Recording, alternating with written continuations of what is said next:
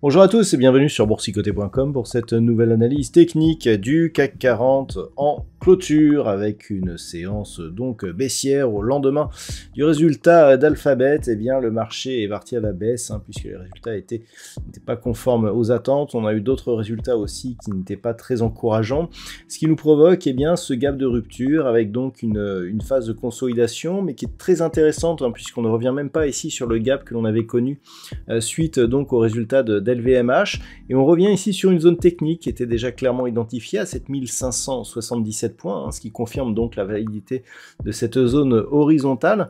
Et donc au terme de cette séance, comme on le voit très hésitante, bien le CAC 40 clôture à 7588,75 et perd 0,89% par rapport à la clôture de la séance précédente. Il s'agit donc d'une phase de baisse assez marquée et cela pourrait donc justement préfigurer un signal de retournement. Au niveau des indicateurs techniques, nous avons une configuration qui a de forts volumes. Je reviendrai sur les volumes puisque nous en avions de forts hier. J'avais attiré votre attention là-dessus en vous disant que la structure pouvait nous donner un retournement baissier. On en a la confirmation aujourd'hui. Là, c'est un petit peu différent car on a une bougie qui est très hésitante. Au niveau des histogrammes du MACD, hier on poursuivait à la hausse. Eh bien aujourd'hui on se retourne, l'histogramme est inférieur au précédent et donc clairement on a un vrai signal de retournement, sachant que le RSI ici sort, était aux portes de sa zone de surachat mais est en train de repartir. D'ailleurs on avait cette configuration qui était différente sur l'analyse intraday. Je vous renvoie à l'analyse que j'ai produite donc ce matin, où on avait un vrai signal de retournement et un vrai signal de consolidation. Donc là, clairement, les choses sont un peu différentes. Alors, je reviens sur les volumes. Hier, je vous indiquais ici, avec cette ouverture sur gap haussier, que l'on n'avait pas un vrai avalement, au sens où il n'y avait que le corps qui était avalé, puisqu'on avait clôturé ici sous le niveau d'ouverture de la veille, mais que même si c'était moins fort qu'un avalement baissier ou qui aurait par exemple clôturé sous la zone des 7645 points, et bien là on aurait eu quelque chose de plus puissant. Quelque part le fait d'avoir ce gap ici qui s'ouvre dès l'ouverture relativement important, puisque nous avions un point bas qui se situe à 7653 points sur la séance d'hier, on a une ouverture qui se produit à 7590, donc on a plus de 60 points donc de différence. Et bien clairement ça, je dirais que ça pourrait presque remplacer un avalement, puisqu'en fait, si on avait clôturé plus tard, eh bien, en fait, on aurait pu clôturer en dessous. Donc, c'est juste un effet d'horaire qui fait qu'on n'a pas ce signal.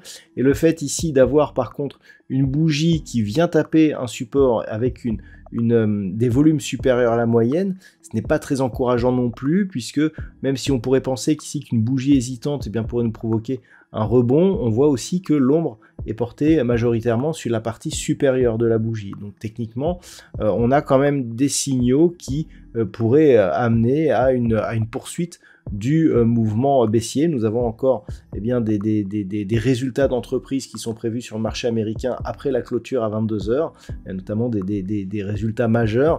Il va falloir surveiller un petit peu ce que donnent les futurs justement après ces résultats. Donc globalement, on a un signal ici qui est assez négatif. Au niveau du palmarès des valeurs, nous avons une configuration qui ne laisse pas beaucoup de place à la hausse. Nous avons tout de même Schneider Electric qui gagne 1,53%, Stellantis plus 1,32%, derrière Hermès, Legrand ou L'Oréal sont sur des hausses supérieures à 1%.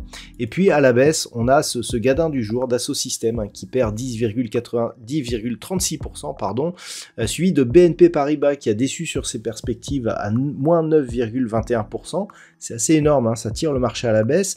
Une autre grosse pondération, Sanofi qui perd moins 4,10, Société Générale moins 4,01, Téléperformance moins 3,81. C'est ce qui explique aussi justement cette poussée baissière que l'on a sur l'indice parisien. Donc dans l'état, ce n'est pas très grave, puisqu'on pourrait revenir techniquement jusqu'à cette moyenne mobile 20 exponentielle pour relancer la dynamique haussière. Mais le fait que l'on ait ici cette hausse, ce gap, cette ouverture, et puis cette ouverture sur gap, et puis donc ce gap non comblé, et cette hausse des volumes, indiquent que l'on peut être, je dirais, au début d'un mouvement conséquent.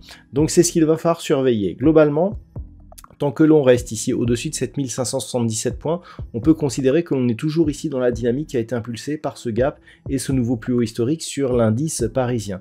Les choses changeraient si on venait commencer à combler ce gap, puis si on cassait ici la zone des 7532 points. Là, on aurait certainement un contact avec la moyenne mobile 20 exponentielle, donc on resterait haussier mais avec une dynamique moindre. Par contre, en cas de rupture de cette moyenne mobile et si on revenait par exemple sur la zone des 7455 points, il y aurait comblement du gap, donc là, un signal haussier puissant qui serait invalidé avec un risque de cassure et donc de neutralisation de la dynamique qui se ferait sous cette zone des 7455 points. Donc ce seront des niveaux à surveiller. Si on reste ici au-dessus des 7577 points et que l'on repassait au-dessus des 7645, là les choses changeraient puisqu'on aurait, par exemple, si le mouvement se fait durant la nuit, eh bien on aura une ouverture ici sur un gap haussier qui pourrait nous ramener sur cette zone et donc propulser l'indice à la hausse avec de nouveaux plus hauts historiques. Les choses seraient différentes, on aurait ici une petite phase de consolidation avec une figure de continuité haussière et les choses pourraient continuer donc en direction des 7800 points. Voilà donc ce que l'on peut dire sur cette analyse technique pour ce soir. D'un point de vue statistique, on a quasiment la même statistique qu'hier, peu d'occurrences toujours, mais avec une perspective qui reste baissière pour cette fin de semaine et voire même le début de la semaine prochaine, et une baisse même qui pourrait être marquée tout au long de la semaine prochaine selon la configuration actuelle. Voilà donc ce que l'on peut dire pour aujourd'hui. Je vous souhaite de passer une très bonne soirée. On se retrouve dès demain pour d'autres analyses techniques, toujours sur le site boursicoté.com.